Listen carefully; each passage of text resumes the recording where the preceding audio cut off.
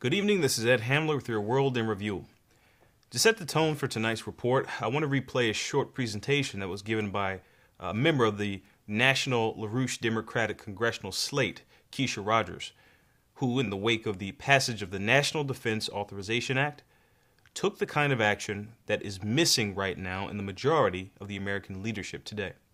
Okay, next up is Keisha Rogers. She's a candidate for the United States House of Representatives, also CD 22.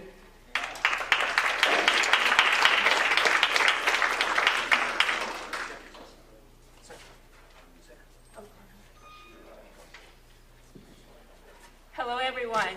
My name is Keisha Rogers, and I'd like to thank you for having me here today. I won the congressional nomination in the 2010 election as a LaRouche Democrat calling for fully funding NASA and impeaching Obama. Now, the reason I'm here today is because every single patriot of this nation, no matter if you're Democrat, Republican, Libertarian, Green, who understands what we're facing at this moment in history, that we have a criminally insane president in the White House that must be removed now with the 25th Amendment, Section 4 of our U.S. Constitution, or by impeachment.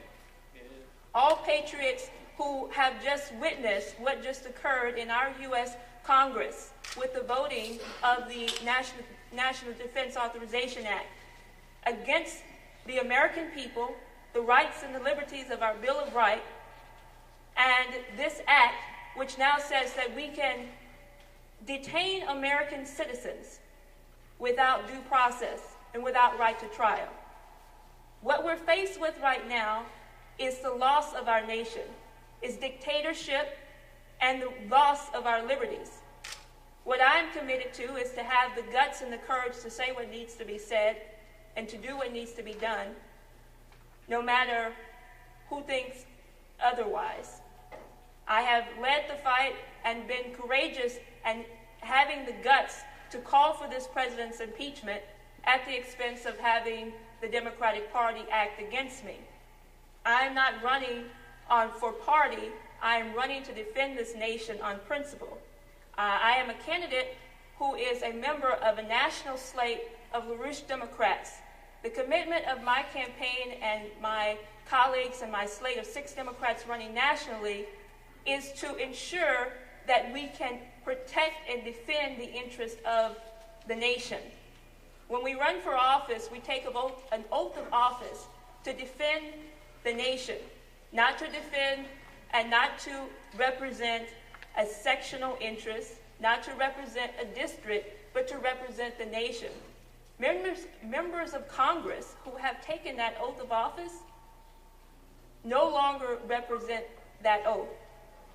Right now, what you're witnessing is a failure from both parties to actually represent the interest of the nation.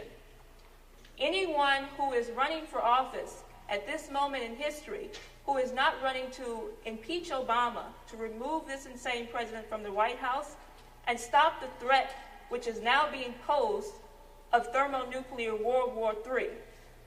If you look at the conditions which are taking place throughout the Middle East, what we're witnessing at this moment is total atrocity, and everything goes against everything and every principle in which our nation represents. If you look at the threats being posed on Iran, the threats on Syria, what we're seeing is ultimately an attack on Russia and China, and they know it. Everyone knows that right now what we're going for is the threat of thermonuclear war.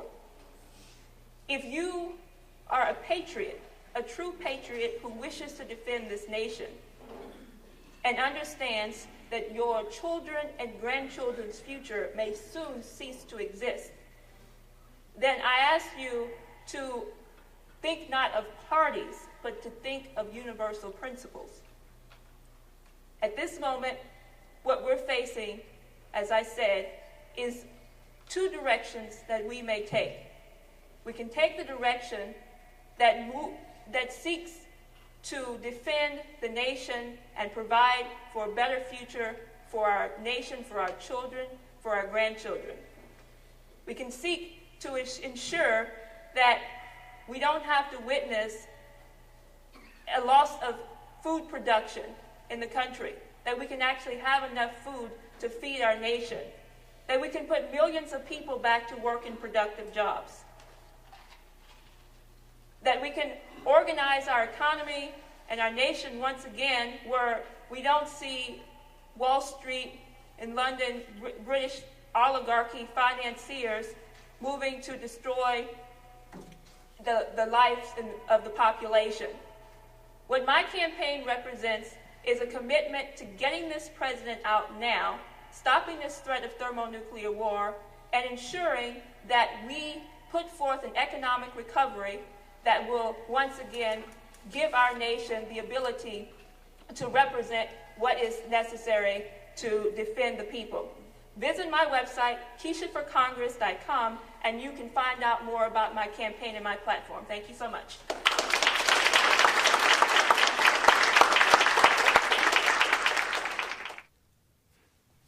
Now, we'll return to some of the implications of Keisha's statement later on, which bear on our very survival, actually. But before we do that, review where we are for a moment.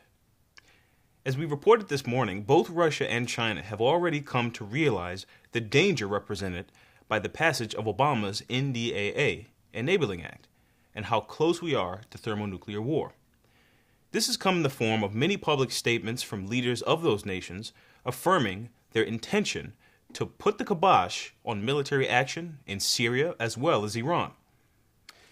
Exemplary was the recent move by China and India signing on to the draft resolution on Syria presented by Russia to the UN Security Council last week. They're crystal clear on the threat that Obama represents and the war threat. So the question is, why isn't the leadership in the United States?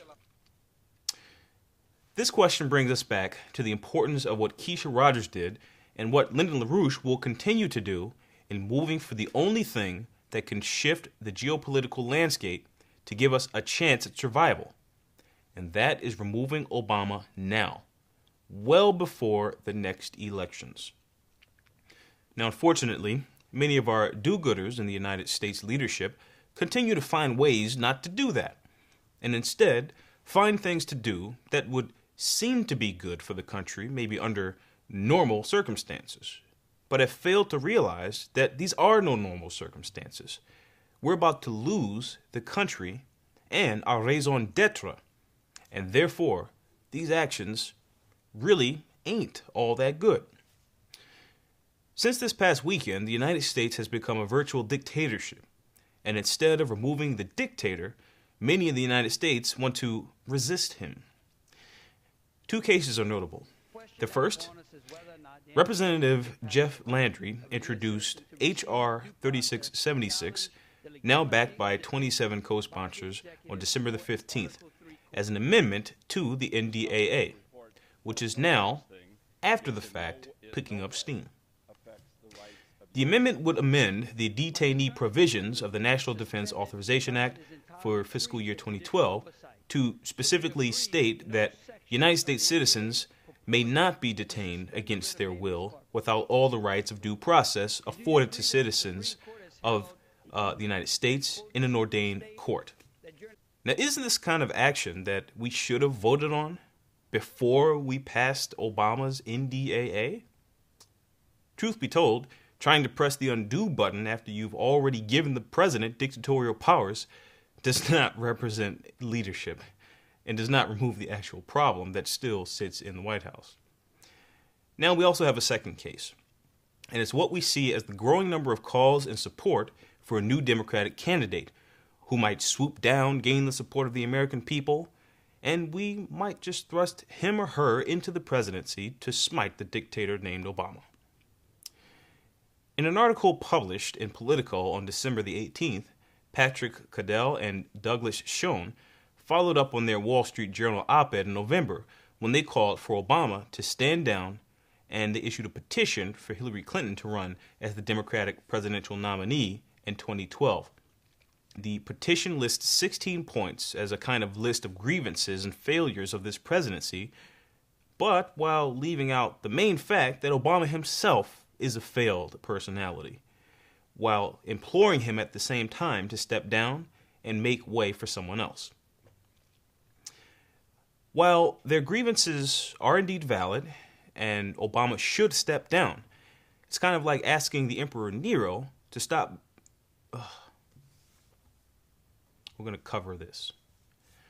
While these grievances are valid and Obama should indeed step down, it's kind of like asking the Emperor Nero to relinquish his status as emperor without him killing you for merely asking the question. And this is not merely an analogy or something like that.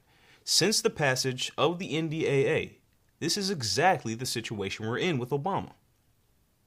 No more stalling on taking direct action to conduct a constitutional forced removal of Obama from office. The time has come when we don't have the luxury of time.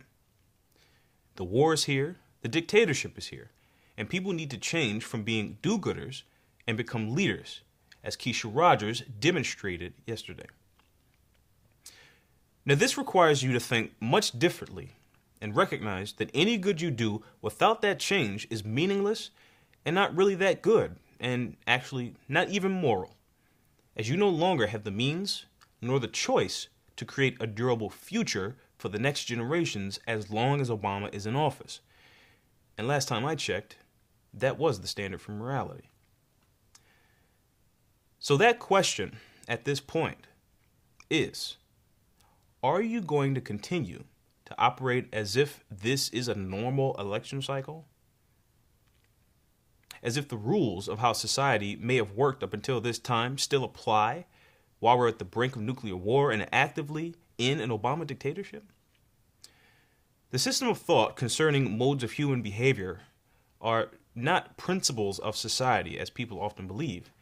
They're conditioned habits handed down by an oligarchical system's emperor, for example, who actually does change the rules while you, the peasants, confidently think you have the freedom while you obey those rules. Now, I'm going to sign off now, but I want you to stay tuned and stay on and listen to this program, because we're going to feature here now something that Lyndon LaRouche had to say about this very subject a few months ago. The subject of the fallacy in thinking in our intellect and in our emotions that allows our citizens today to try to do good things within the rules of an imperial system rather than overthrowing the emperor who created those rules in order to have at least a fighting chance to replace that system with a bright future. So, good night for now, and listen up. Normally, you will tend to believe that your way you react is calculable, foreseeable. No, it is foreseeable, but not by you, usually. Because you believe in reacting in time to conditions in the universe which you believe are fixed and lawful.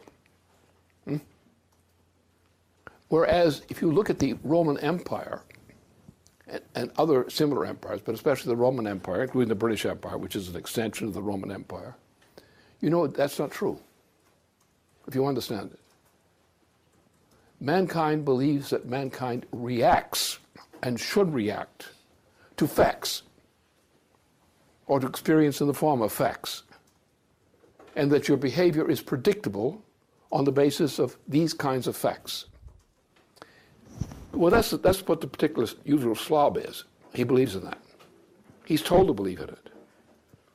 And if you take Sir Henry Maine, who is a famous British scholar in British history, and look at the way people in the British Empire behave under the tradition of Maine, Sir Henry Maine, which is the British law, by the way, the real British imperial law. And you look at the behavior of someone like Nero or some other tyrant, and you find, hey, something wrong here. You begin to recognize it. What is it? Maine makes the distinction between imperial law and national law. National law is essentially what your culture, which is supposed to be your captor, your wind-up toy that winds you up, you believe that you must react according to fixed sets of principles, so-called, just like a wind-up toy. In other words, you have a wind-up toy, you react according to your mechanisms. These mechanisms are the normal behavior of governments as such, and within governments, in cultures. But then Maine says there's another aspect. And there are all other kinds of corroborating authorities on this subject which say the same thing. That's true under kings,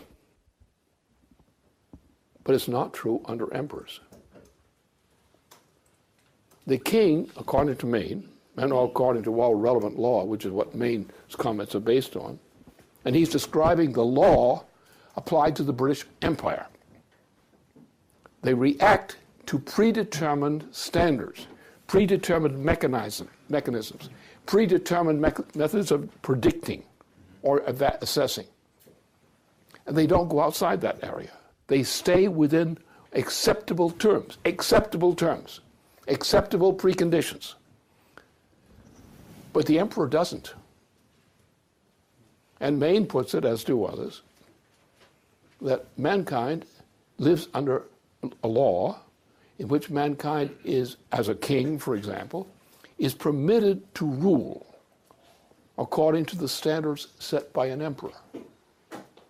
But mankind is not permitted to engage in the business of an emperor. The emperor actually controls society willfully by inventing standards of behavior in the form of commands, which are standards of behavior, and laws concerning behavior, changes in behavior. Man goes outside, this kind of man, goes outside human behavior as it's normally understood, of fixed principles, of rules, of deductive and constructive rules of behavior. The emperor goes outside those limitations. The emperor actually has the right to engage in forms of behavior which are not permitted to ordinary man, even to kings. Maine's principle. It's also the principle of the oligarchical system. The oligarch is the prototype of the emperor by Maine's standard. The individual citizen is allowed to operate on the basis of predetermined rules, even killing and all this other stuff, according to predetermined rules.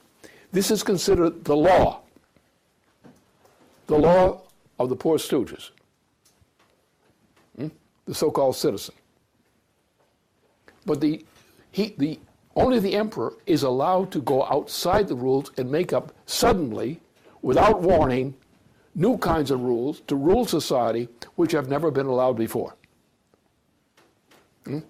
This is the idea of the ideal dictator. A man who enters into a society, exerts arbitrary force, arbitrary will on society, completely outside any form of behavior which is considered lawful and legitimate within society. And that's what you've got with Obama.